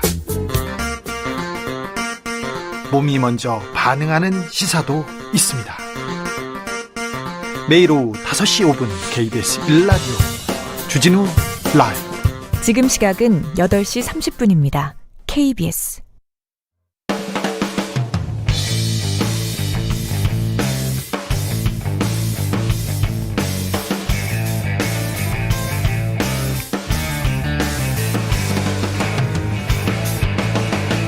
최경영의 최강 시사.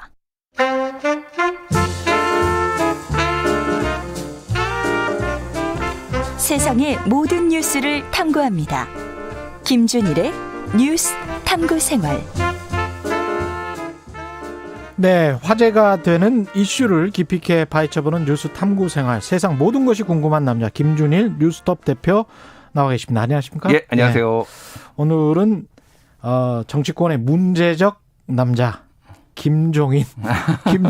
아까 이재호 상임고문이 90줄에 들어선 분인데 뭐 이러면서 너무 나이를 지나치게 높게 부르셨는데 82세이십니까? 뭐 한국 나이로 82세죠. 그렇죠. 40년생, 40년생이니까 예.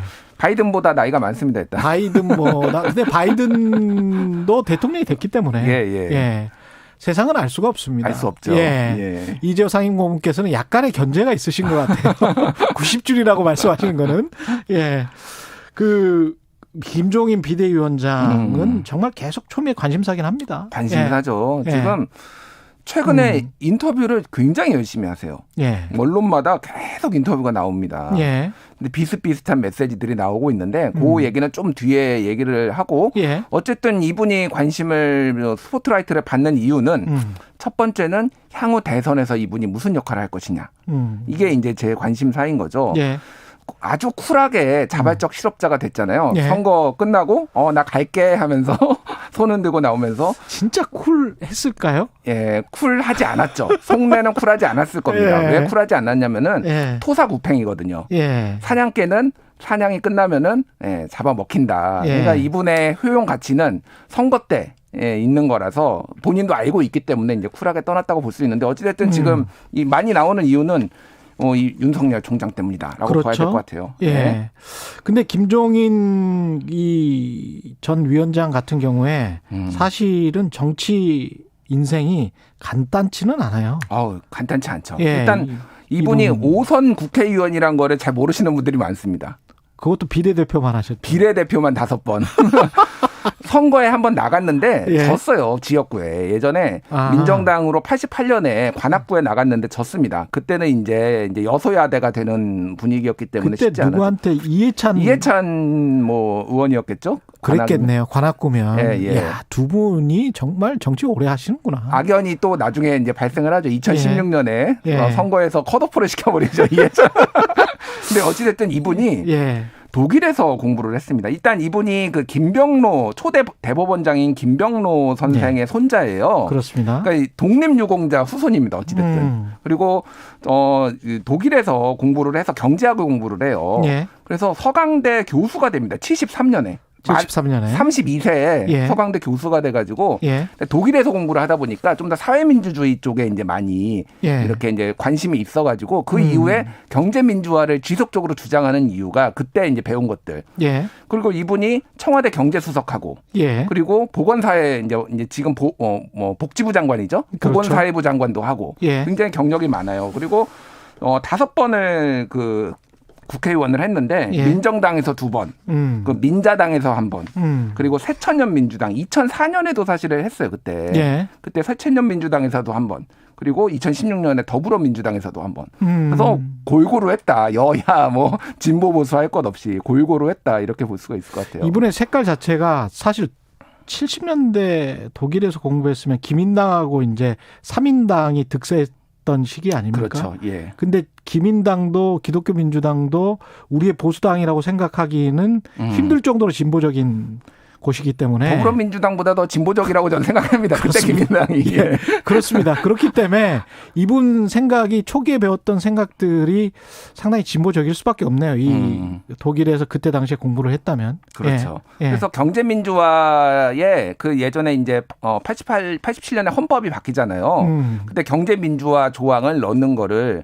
이분이 이제 지대한 공헌을 했고, 그랬습니다. 예. 그리고 또 예전에 이제 의료보험제도가 박정희 때 나왔는데 그때도 의료보험제도를 이분이 김종인 전 비대위원장이 강력하게 주장을 해가지고 예. 했다라고 합니다. 그게 예. 이제 사료로 남아 있어요. 그래서 어찌됐든 그런 복지제도, 뭐 사회 양극화를 줄이는데 상당히 관심이 많았다. 이렇게 볼 수가 있을 것 같아요. 그건 쭉 이어지는 것 같아요. 지금도 이어지고 있죠. 예, 박근혜 전 대통령을 만들 때도 사실은 노인들에 대한 수당 나중에 지켜지지는 않았지만 팽당했죠. 예. 그것도 토사구팽이라고 예. 2012년에 그때도 그랬지만 경제민주화로 박근혜 후보가 잘 포장을 해가지고 예. 약간 이제 좌클릭을 한 거죠.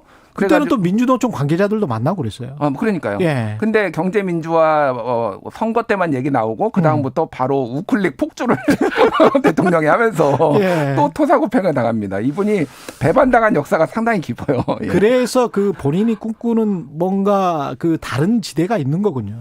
다른 지대가 있는 게 뭐냐면은 예. 이분은 일단은 여러 인터뷰에서도 얘기를 했는데 새는 좌우의 날개로 난다. 그 얘기를 인용을 하면서 국가는 진보와 보수가 균형감 있게 해야 된다. 그래서 내가 진보와 보수를 오가는 이유는 만약에 예를 들면 진보가 막 힘이 세진다. 그럼 보수를 살리기 위해서, 그래서 국가의 균형을 맞추기 위해서 예. 그런 식으로 왔다 갔다 했다라는 거고 본인이 꿈꾸는 거는 이거는 지금 대통령제는 문제가 많다. 대한민국은. 그래서 내각제, 의원 내각제를 항상 주장을 해요. 예. 그리고 제대로 된 나라들, 뭐 미국을 제외하고는 전 세계 민주주의가 발달했다는 나라는 다 의원 내각제거든요. 아니면 이원 집정부제, 프랑스 같이.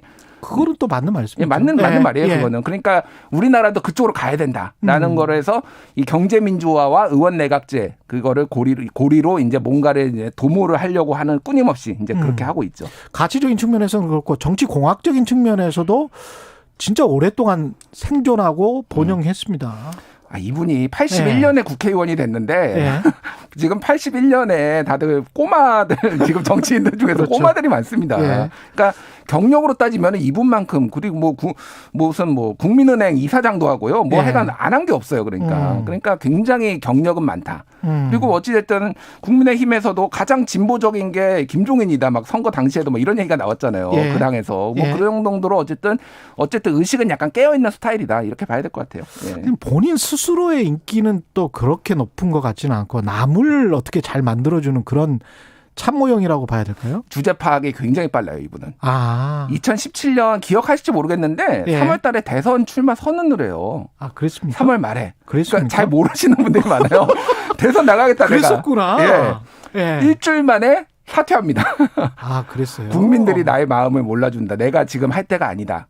근데 한번 돌려보니까 지지율이 안 나왔구나. 안 나왔죠. 그러니까 개인 캐릭터가 인기가 없어요. 그러니까 매력도 되게 중요하잖아요, 정치인들은. 그렇죠. 근데 이제 매력이 없는 거예요, 이분은. 그러니까 이런 팬덤 특히 이런 것도 어느 정도 정치를 하려면 중요한데 팬덤 정치 이런 거 너무 싫어하는 거예요. 그러니까 본인의 지지 세력을 만들기가 너무 어렵고 게다가 왔다 갔다 하면은 이게 철새 이미지잖아요. 그렇죠. 안 좋아합니다. 어느 정당도 어느 지지도 안 좋아합니다. 그러네. 네. 예, 남을 만들어줄 수는 있다. 뭐 이런 거네요. 근데 화법이 특히 이제 국민의힘 나가서 더 독특하고 기분 나쁠 정도로 직설적이잖아요. 뭐 아사리판, 홍준표의 꼬붕. 일단 이분은 지금 이거는 그림을 그리고 있다라고 봐야 돼요. 그 예. 강한 어법은 기본적으로 지금 정치판을 흔들려고 하고 있다. 아까 전에 말씀드렸듯이 지금 내각제 그리고 경제민주화를 고리로 해서 뭔가를 도모로 하려고 하는데 그 카드를 윤석열이란 카드를 보고 있거든요. 예. 그러니까 결국은 지금 한국은 양당제와 다당제를 항상 오갔습니다. 양당제였다가 다당제였다가 양당제였다가 다당제였다가 이제 2012년 대선이 대표적으로 사실상의 양자구도였고 2017년 대선은 다자구도였잖아요. 예. 다음 대선은 양자구도의 가능성이 높다라는 거예요. 예. 양자구도가 되면은 제3의 인물 힘을 얻기가 굉장히 힘들어요. 그러니까 이거에 대해서 균열을 내야 됩니다. 그럼 어느 한쪽을 흡수를 해야 되니까 그 판을 흔드는 역할을 지금 그 판을 흔들겠다. 예, 판을 흔들겠다라니까 저당은 안 돼. 예. 이 당 이를테면 민주당은 저 팬덤 정치 때문에 안 돼. 저기는 망할 거야. 국민의힘 아직 정신 못 차렸어. 여기도 안 돼. 국민의 열망을 제대로 반영하지 못해. 그럼 누구냐? 말을 직접 하진 않았지만은 윤석열이다. 예. 뭐 이런 식의 화법을 지금 구사를 하면서 지금 가고 있는 거죠. 근데 손을 잡을까요? 어떻게 그 전화를 받았을까요? 아니면 전화를 했을까요? 뭐 두 분끼리 어떤 소통이 되고 있을까요? 일단 여러 가지 궁금한 게 있네요. 아직 명확하게 나온 거는 없는데요. 예. 제가 우연찮게 어제 또 뭐 윤석열 총장을 아는 분과 또 어떻게 만나서 얘기를 좀 들었는데 아직 연락을 공식적으로 하지는 않았을 가능성이 높다고 합니다. 근데 김종인 전 비대위원장의 특징이 뭐 세 가지가 있어요. 이런 비대위원장 같은 거 맡을 때 일단 전권을 줘야 된다. 정권을 줘야 되는 타입이에요. 왜냐하면은 약간 뭐 짜르 이런 별명도 있잖아요. 그러니까 이분의 특징이 특정 진영의 헤게모니를 흐트러뜨리는 것부터 시작을 합니다. 예를 들면 2016년에 더불어민주당이 영입이 돼가지고 소위 말해서 친노 패권주의 프레임이 있었거든요. 안철수 뭐 이게 대표 나가고 막 그러면서 그래서 아까 제가 얘기했듯이 이해창 컷오프 정청래 컷오프 막 이렇게 하면서 친노 패권주의의 이미지를 상장 약화시키면서 일당으로 만들었어요. 이번에 국민의힘에서도 마찬가지입니다. 어쨌든 보수 태극기 이런 데 뭐 강성 목소리 누르면서 이렇게 했거든요. 그러니까 이분은 정권을 줘야 된다. 근데 윤석열 총장이 정권을 이제 줄 것이냐. 그러니까 뭐 정권을 준다라는 게 어쨌든 말을 잘 들어야 된다는 거거든요. 말을 이제 잘 들을 것이냐의 문제예요. 그래서 자기 말 안 들었던 안철수 전 대표 아직도 지금 계속 독서를 퍼붓잖아요. 계속 뭐 비판하고 있잖아요. 근데 어떤 의미에서는 안철수 대표를 그만큼 또 하나의 카드가 될 수가 있다라고 생각하기 때문에 계속 비판하는 거 아니에요? 그렇죠. 그러니까 이게 뭐냐면 제3지대론에서 안철수 대표가 만약에 합당을 안 한다. 그러면 안철수와 윤석열이 손잡으면 본인은 할 일이 또 마땅치 않은 거예요. 그러니까 이제 안철수를 눌러야 되는 거. 만약에 합당을 한다라고 하면은 안철수 대표가 국민의힘의 대선 주자로 나올 가능성도 있습니다. 그러면 또 단일화 문제가 또 불거질 거예요. 그러면 뭐 윤석열, 유승민이 됐든 윤석열, 안철수가 됐든 그러면은 여기를 눌러놔야 되는 거예요. 그러니까 국민의힘도 누르고 안철수, 국민의당도 누르고 민주당도 견제하고 이런 역할을 지금 사실상 그래서 선거운동을 김종인이 다 하고 있다. 지금 김종인 전 위원장의 구상은 결국은 이른바 밖으로 나가서 뭔가 만든 다음에 그걸로 독자적으로 되는 걸까요? 아니면은 국민의힘이랑 나중에 통합하는 그 구상을 하고 있는 걸까요? 결과적으로는 이게 제3지대란 말을 되게 싫어해요. 제3지대란 말을 왜 싫어하냐면은 지금까지 대한민국에서 제3지대는 다 실패했습니다. 대선을 한정을 하면은 옛날에 뭐 문국현 뭐 해가지고 다 실패했어요. 그래서 지금 제3지대란 말은 없다라는 말까지 인터뷰에서 얘기를 했어요. 그게 뭐냐면은 제1지대는 민주당, 제2지대는 국민의힘, 제3지대가 이렇게 되면은 제3지대는 결국 실패한다는 프레임에 갇힌다는 거예요. 그러니까 새로운 정치 세력이란 말을 끊임없이 쓰면서 한마디로 우리가 윤석열을 중심으로 뭉치면 여기가 더 세지면은 여기가 제2세력이 되는 거지. 무슨 제3지대야. 이런 말을 지금 화법을 쓰고 있는 거예요. 그러니까 밖에서 오히려 안을 흡수 통합시키겠다. 그게 얼마나 따라올지는 모르겠지만. 그거 그러면서 마크롱 얘기를 계속합니다. 프랑스의 마크롱이 자기가 작은 정당으로 시작했지만 결국 양당을 다 조금씩 흡수하면서 커졌거든요. 공화당하고 사회당 쪽을 막 흡수했죠. 그렇죠. 그러니까 그 모델을 가지고 지금 움직이고 있다. 제3지대가 아니다 우리는 그래서 새로운 정치 세력이다. 이렇게 얘기를 하는 거죠. 그러면서 국민의힘을 비판하는 거 어떻게 보면 르팽의 극우정당이 있잖아요. 프랑스는. 그러니까 국민의힘 계속 남으면 당신들은 극우정당이 될 수도 있고 이쪽으로 합류하면 전진당이 될 수도 있는 거야. 뭐 이런 또 암시도 될 수 있겠습니다. 그렇죠. 그런 여러 가지 프레임들을 깔고 지금 발언들을 다 하고 있다. 민주당에게도 비슷한 메시지를 지금 주는 것 같고. 그렇죠. 재밌네. 말씀 감사하고요. 지금까지 김준일 뉴스톱 대표였습니다. 고맙습니다. 감사합니다. KBS 1라디오 최경영의 최강시사 듣고 계신 지금 시각은 8시 43분입니다. 이 시각 교통 상황입니다. 영동고속도로 강릉 방향으로 용인휴게소 부근 갓길에서 사고 났습니다. 용인나들목부터 여파받고 있고요. 이천나들목 진출로에서도 지금 2시간째 사고 처리 작업이 계속되고 있는데요. 이천 부근 2km 막힙니다. 서양고속도로 목포 방향으로 안산분기점 부근 3차로와 갓길에 걸쳐 고장난 대형 화물차 처리하고 있고요. 이후 매송휴게소에서 비봉 부근 밀립니다. 평택 시흥고속도로 평택 방향은 군자분기점 부근부터 송산 마도 부근까지 막힙니다. KBS 교통정보센터에서 이승미였습니다. 최경영의 최강시사는 여러분과 함께합니다. 짧은 문자 50원, 긴 문자 100원이 드는 샵 9730. 어플 콩과 유튜브는 무료로 참여하실 수 있습니다.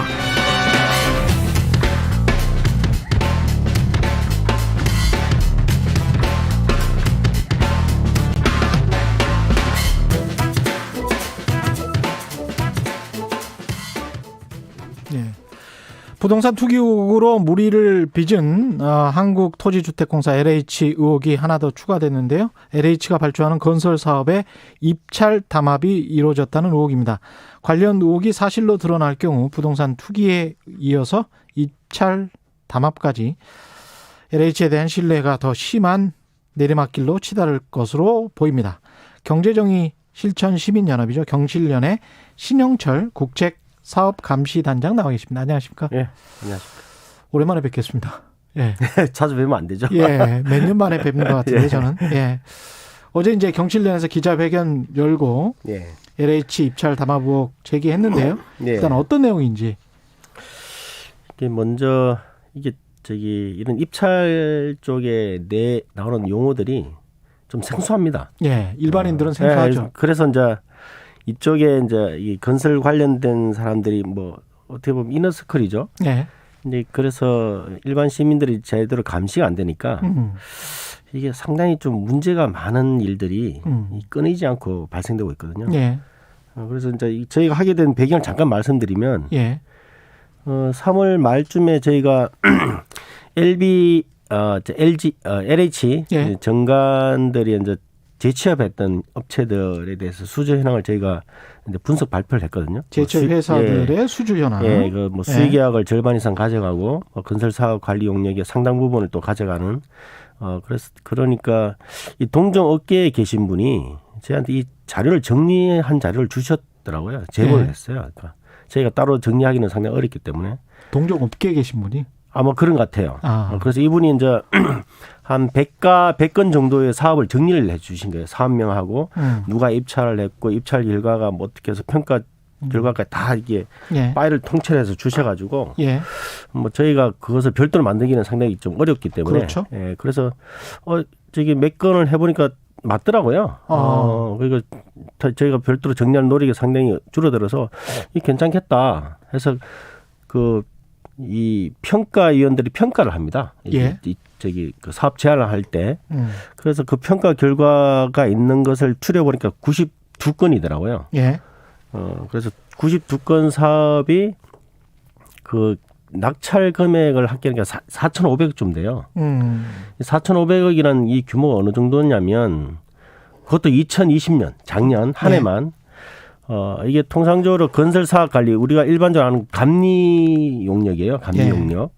뭐 장비 들어가는 건 아니고 감리 용역인데 이게 그 감리 대가가 공사비의 한 3에서 5% 정도 책정이 돼요. 그렇게 따지면 약 10조 원 정도 건설 공사에 대한 감리 용역이 해당되는 거예요. 이게. 그래서 4,500쯤 되는데 뭐 대신에 저희가 결과를 하면 이 92건 중에서 85건, 즉 90% 이상 되는 부분이 종합심사 낙찰제라는 게 있어요. 이게 좀 생소한 영어인데.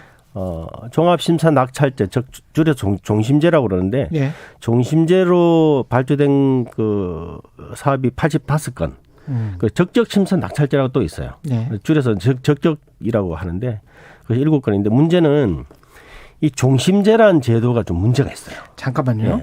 예, 종심제라는 제도를 설명하기 전에 지금까지 말씀하시는 걸 종합해 보면 왜냐하면 워낙 이게 복잡한 거고 잘 모르실 수 있는데 재건축 회사로 그러니까 건축 회사로 LH의 정관들이 들어간 회사들을 다 뽑아낸 거예요. 그렇죠? 들어가서 거기서 LH가 얼마나 수주를 했는지를 뽑아낸 거죠.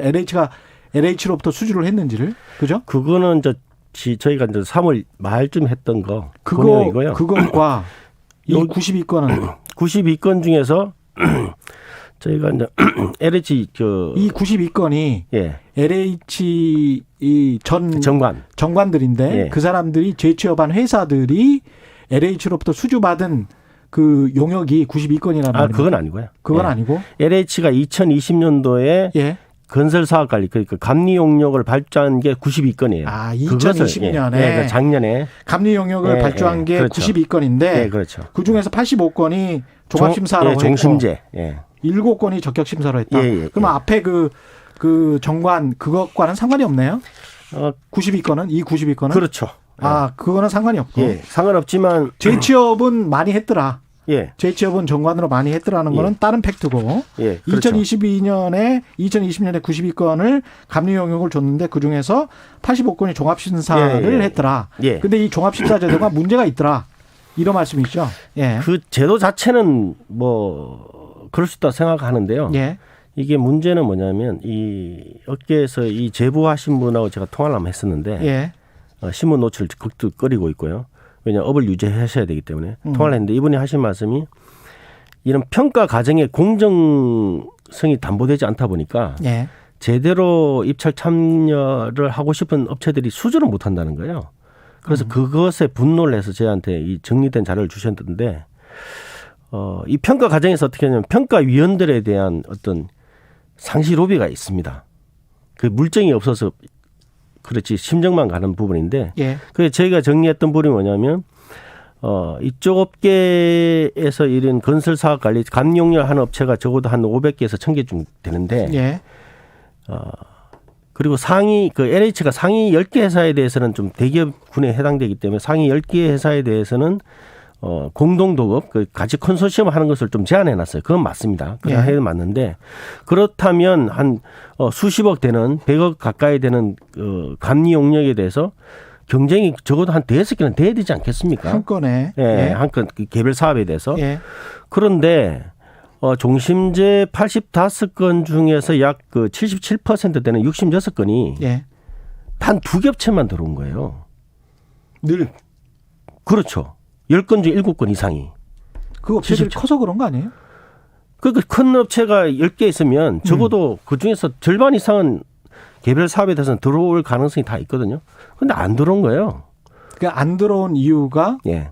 원천적으로 저희가 일반적으로 건설공사에서는 이 종심제를 하면 최소 한 30개 정도 들어오거든요. 예. 건설회사들이. 예. 그리고 건설공사에서 100억 미만 공사에서는 한 100개가 들어와요.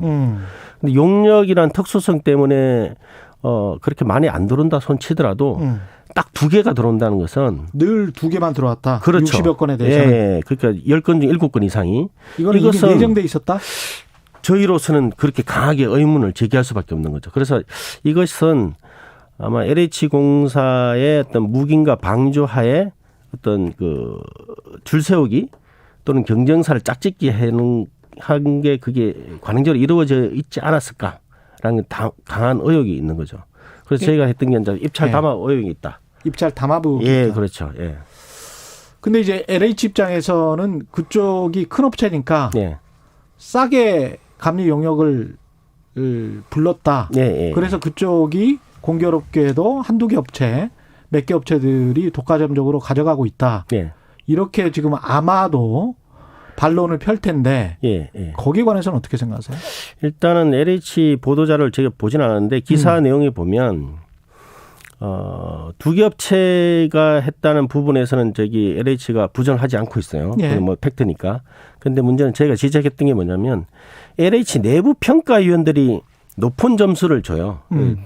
정성적 평가 점수를 높은 점수 준 업체들이 90% 이상이 다 낙찰자로 결정됐단 말이죠.